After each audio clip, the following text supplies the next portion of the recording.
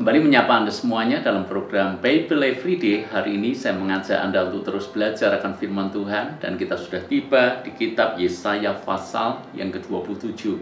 Kalau kita melihat pasal-pasal sebelumnya, yaitu tentang nubuatan, apa yang bakal menimpa umat Tuhan, yaitu umat Israel, bahwa umat Tuhan mengalami hukuman. Umat Tuhan mengalami disiplin daripada Tuhan. Dan diizinkan bangsa-bangsa lain menindas bangsa yang adalah kepunyaan Allah sendiri itu. Itu semuanya terjadi karena dosa dan pemberontakan umat Israel.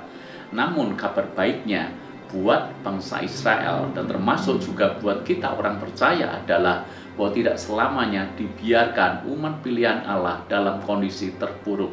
Sebab di pasal 27 ini kita justru melihat ada satu janji Tuhan yang indah yang dinyatakan kepada bangsa pilihannya, yaitu bahwa umat Israel akan diselamatkan.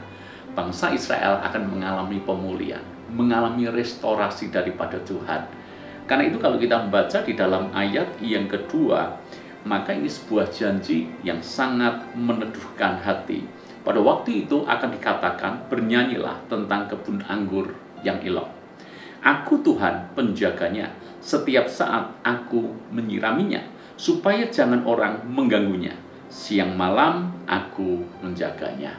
Kalau sebelumnya kita melihat bahwa kebun anggur yang merupakan perlambang daripada umat Tuhan, bangsa Israel, dibiarkan diinjak-injak oleh bangsa lain. Karena memang kebun anggur itu tidak menghasilkan buah. Bahkan bangsa Israel berdosa dan memberontak kepada Tuhan. Namun ketika Tuhan memilihkan keadaan Israel, maka inilah yang akan dilakukan Tuhan. Yang pertama, Tuhan akan menjaga. Menjaga dari apa? Menjaga supaya jangan orang mengganggunya. Tidak akan pernah dibiarkan lagi bangsa Israel diinjak-injak. Bangsa Israel ditindas. Tapi Tuhan sendiri yang akan menjaga. Tuhan sendiri yang akan memelihara. Tuhan sendiri yang akan menyiraminya. Artinya ini menjadi kebun anggur kesukaan Tuhan. Anda dan saya adalah bangsa Israel secara rohani. Karena kita adalah keturunan Abraham secara rohani. Karena itu ada janji yang perlu kita pegang dalam hidup kita.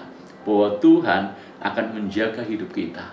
Tuhan akan menyirami kita. Artinya bahwa ada kasih karunia yang diberikan kepada kita. Kita berharga di mata Tuhan. Kita dikasihi oleh Tuhan.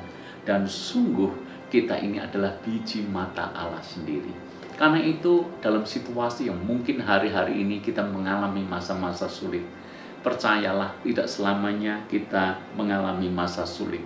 Tapi ada waktunya pemulihan, berkat, kasih karunia daripada Tuhan dinyatakan dalam hidup kita. Bahkan janjinya di dalam ayat yang ke-6 dikatakan seperti ini.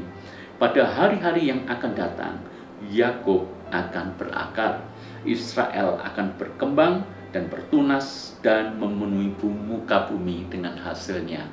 Ini pun merupakan janji Tuhan yang diberikan kepada kita, bahwa kita akan berakar makin kuat. Kenapa? Karena kita berada dalam pondasi yang benar, yaitu Tuhan Yesus Kristus. Dengan akar yang kuat, maka kita akan bertunas. Tidak hanya bertunas, kita akan berkembang. Tidak hanya berkembang, kita akan memenuhi muka bumi dengan hasilnya. Orang dunia akan melihat campur tangan Tuhan yang nyata dalam hidup kita. Orang akan melihat bahwa hidup kita berbuah-buah dalam segala aspek kehidupan. Tidak hanya secara rohani, tapi juga secara jasmani pun kita diberkati oleh Tuhan.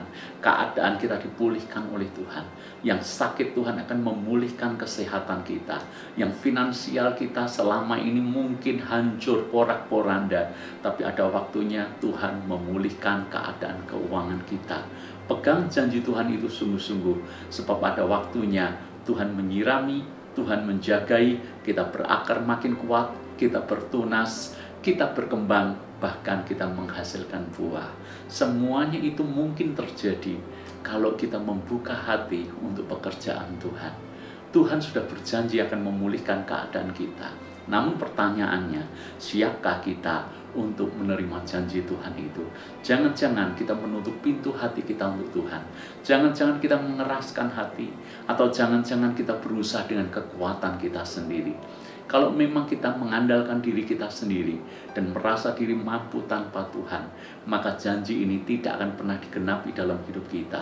Namun ketika kita membuka hati sepenuhnya untuk pekerjaan Tuhan, maka pemulihan yang Tuhan janjikan itu akan menjadi kenyataan. Tuhan memberkati.